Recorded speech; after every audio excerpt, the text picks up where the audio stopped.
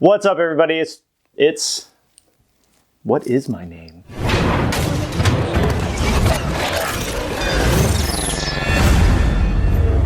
What's going on, everybody? My name's Charles. I am a Volkswagen technician and I run a YouTube channel called Humble Mechanic.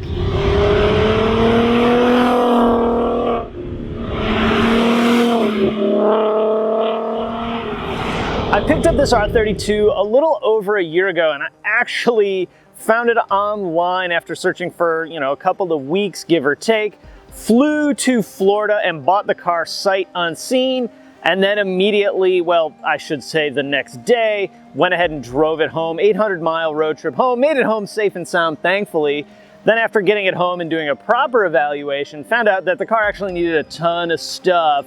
Luckily, it was pretty easy maintenance type things, nothing that a little bit of time and a fair amount of money wouldn't take care of. In addition to that 800-mile road trip from Florida to Georgia, South Carolina, North Carolina, she has been to Savannah for European experience, down to Atlanta a handful of times, 2 Wookiees in the Woods events, which is one of my favorite car events of the entire year, a handful of autocross events, and a lot of daily driving trips. This is not a trailer queen car. She doesn't live in a garage. It is legit the car I drive every day, and happy to take it to any kind of high performance driving experience, which we're actually gearing up for an autocross event as soon as we're done filming. Because I think this car came out of the factory pretty darn awesome. I haven't done that many modifications. It does have an ECM tune, high flow catalytic converter. I did H&R lowering springs to bring it down about an inch. Bilstein shock absorbers, polyurethane bushings pretty much throughout the suspension, trying to rehab some of the interior, which I'm working on now. Super cool headlights, like the coolest headlights from VX Tuning you could ever possibly imagine. These New Speed wheels are actually designed to mimic the factory Aristo wheels that the car came with.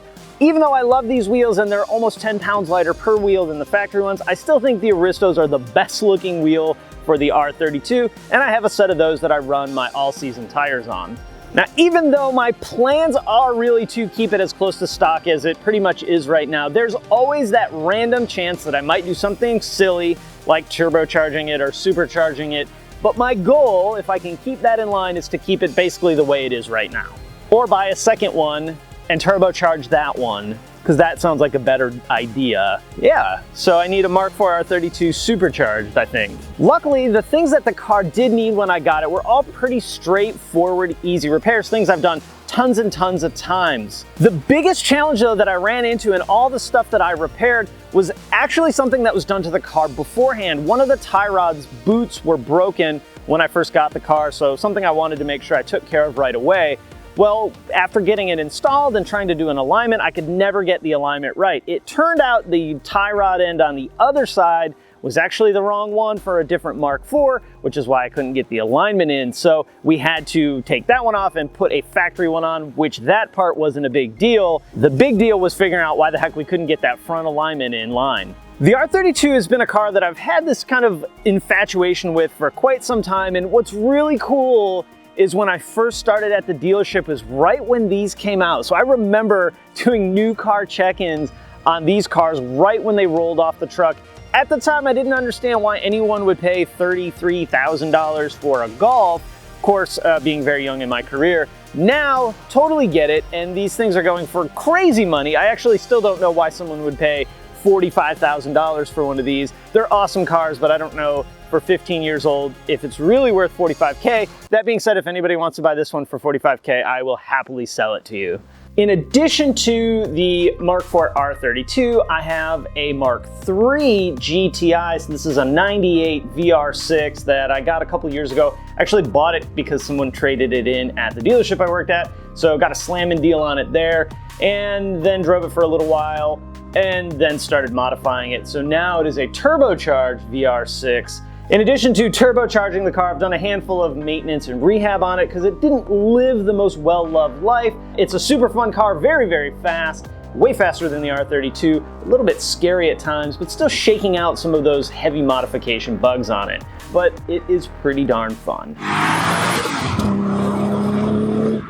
So if you have seen any of my videos, this may look pretty familiar. This is where I shoot almost everything that I do. Got the Mark III right up there, a messy roll cart parked right behind us here.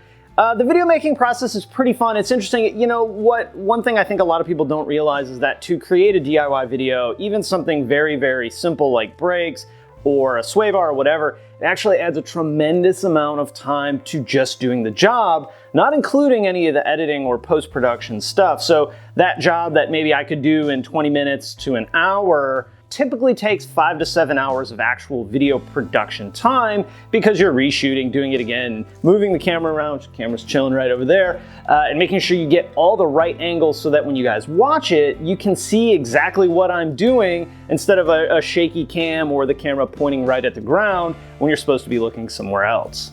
Now, in addition to my videos, you guys may have seen Paul and I collaborate on a ton of other videos. I met Paul via the internet from Euromingle.com, and we've been bestest of friends ever since.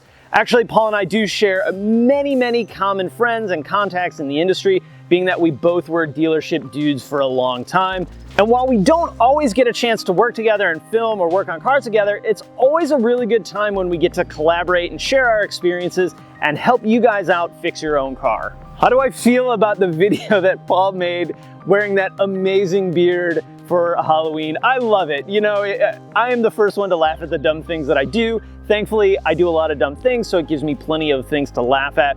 But stuff like that is hilarious, and props to Paul for a beautiful beard. Maybe he should grow one and look awesome like that all the time. If you want to check out more about this car and some of the specific repairs that I've done, all you got to do is swing over to my YouTube channel, which is Humble Mechanic, and you can check it out, see all the stuff that I've done, learn some really great stuff about fixing Mark IVs, as well as many other VWs. Some of it's pretty basic repair, and then there are some a little bit more advanced diagnostic techniques.